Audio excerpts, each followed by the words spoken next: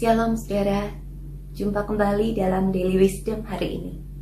Saudara-saudara, suatu kali ada sepasang suami istri yang sedang mengalami hari-hari yang terasa tidak mudah. Mereka harus mengalami beberapa kegagalan dan beberapa peristiwa kehilangan dalam waktu dekat. Dan hari itu, mereka harus mengantarkan anak mereka satu-satunya ke dokter karena sakit demam yang diderita beberapa hari lamanya.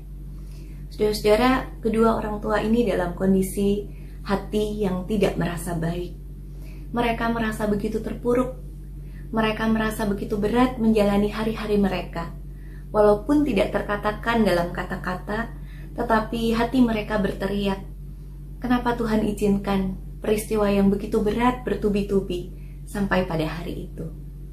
Saudara-saudara, sementara mereka menunggu di ruang tunggu dokter itu, ketika anak mereka mulai gelisah, bukan hanya karena kondisi badan yang terasa tidak enak, tetapi juga karena waktu menunggu yang cukup lama, maka kedua orang tua ini mulai mencari sesuatu yang bisa dikerjakan oleh anak ini untuk mengalihkan perasaan gelisahnya itu. Kemudian mereka melihat setumpuk koran di sana, dan di antara koran-koran itu terselip selembar kertas selebaran atau flyer, dan ada sebuah peta di situ. Mereka merasa sepertinya orang juga tidak peduli dengan flyer itu dan sudah tidak berguna lagi, maka mereka memakai flyer itu untuk menjadi sebuah kertas aktivitas buat anaknya. Disobek menjadi beberapa bagian yang cukup kecil, dan kemudian flyer itu diberikan pada anaknya dalam sobekan kecil-kecil itu.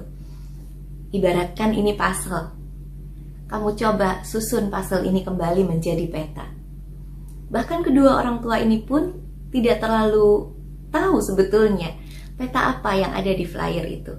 Tetapi untuk menjadi kesibukan buat anaknya, mereka lakukan aktivitas itu. Mereka pikir anaknya akan membutuhkan waktu yang cukup lama, sehingga itu akan membantu dia untuk mengatasi rasa gelisahnya. Di luar dugaan mereka, saudara, anaknya menyelesaikan membuat puzzle peta itu dengan cukup cepat. Dan kedua orang tua ini terkejut. Bagaimana bisa? Dia juga tidak mungkin tahu itu peta apa, gambar apa, bagaimana dia bisa menyusunnya dengan begitu cepat. Dan anaknya ini mengatakan memang tidak tahu ini peta apa. Tetapi di balik flyer itu ada gambar seseorang, dan gambar itu cukup besar, dan dia tinggal mengikuti saja gambar di baliknya.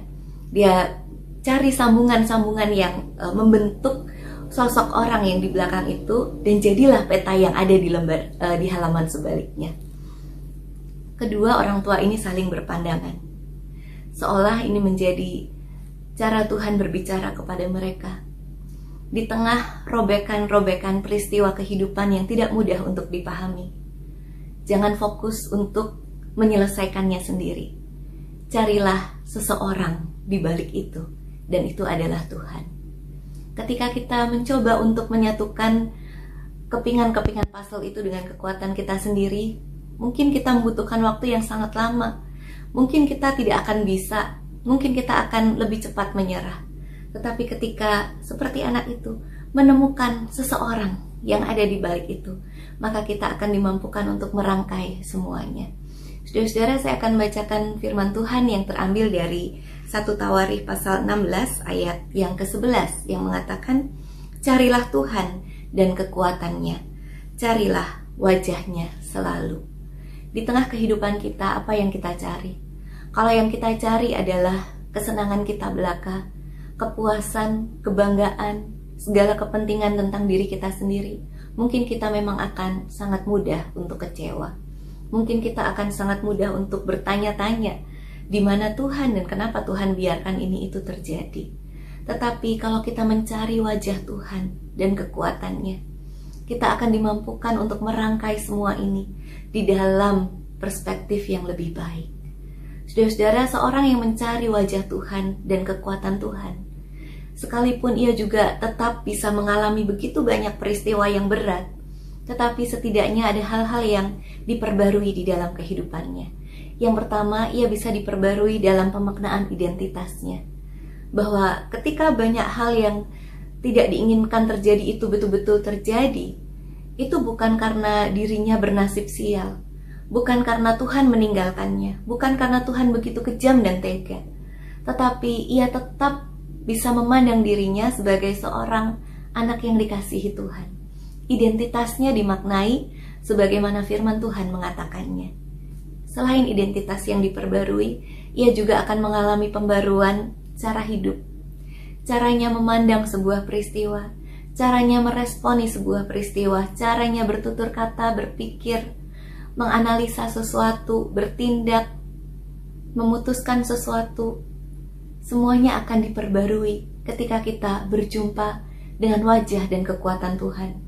Karena kita akan mengerjakan semuanya bukan lagi dengan kekuatan dan perspektif kita, tetapi dengan kekuatan Tuhan dari perspektif ilahi. Dan yang ketiga yang akan dibarui adalah komunitas atau lingkungan kita, keluarga kita juga. Ketika kita hadir dengan keluh kesah, dengan kekecewaan diri kita sendiri, mereka juga akan menjadi tidak semangat. Mereka juga akan tertular dengan segala kekecewaan dan kelelahan kita. Tetapi ketika kita menemukan wajah Tuhan dan kekuatannya, maka yang akan keluar dari kita itu akan menyemangati mereka, menguatkan, menginspirasi. Meskipun kita tidak melakukan satu hal yang spektakuler, tetapi dari hal-hal yang sederhana itu pun bisa menjadi sebuah kesaksian dalam kehidupan kita bagi sekeliling kita. Maka di antara begitu banyak robekan-robekan peristiwa kehidupan yang kita tidak mengerti sampai saat ini, saudara-saudara, mari kita memulai dari satu titik. Carilah Tuhan, carilah wajahnya, carilah kekuatannya, dan rasakan itu yang menopang kehidupan kita dan menuntun kita untuk mengerti bagaimana kita bersikap untuk semua ini. Kiranya dengan mencari wajah dan kekuatan Tuhan, kita selalu dikuatkan. Kita selalu menemukan kekuatan yang cukup untuk setiap hari. Dan di situ kita dimampukan untuk bersaksi, menjadi berkat yang menyemangati sekitar kita. Kiranya Tuhan memberkati kita. Amin.